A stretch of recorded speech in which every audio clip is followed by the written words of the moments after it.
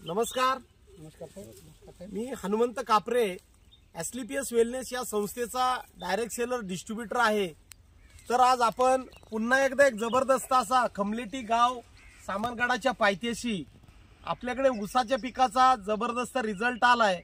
तर आपण तो रिझल्ट कसा आलाय तर आपण सरांच्या तोंडूनच आपण ऐकूया.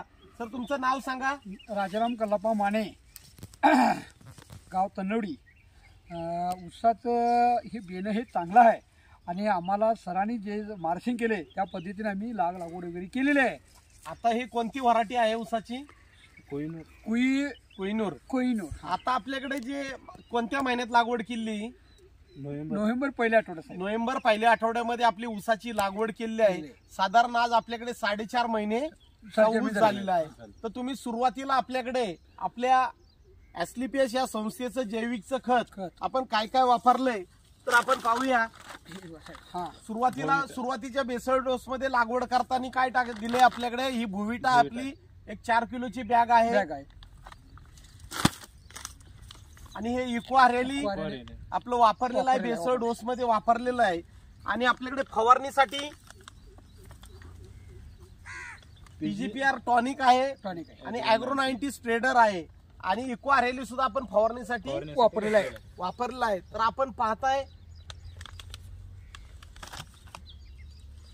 या 4.5 महिन्याचा ऊस जो आहे तो आपल्याकडे इतका जबरदस्त त्याची वाढ झालेली आहे. फुटवे त्याचे आहेत, काळुकी जबरदस्त आहेत.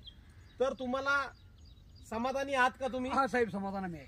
तर तुम्हाला हे जे दिले आपल्याकडे इथले डिस्ट्रीब्युटर आहेत या भागातले आपले श्रीवास माने सर, यांच्या माध्यमातून तुम्हाला मिळालेलं आहे.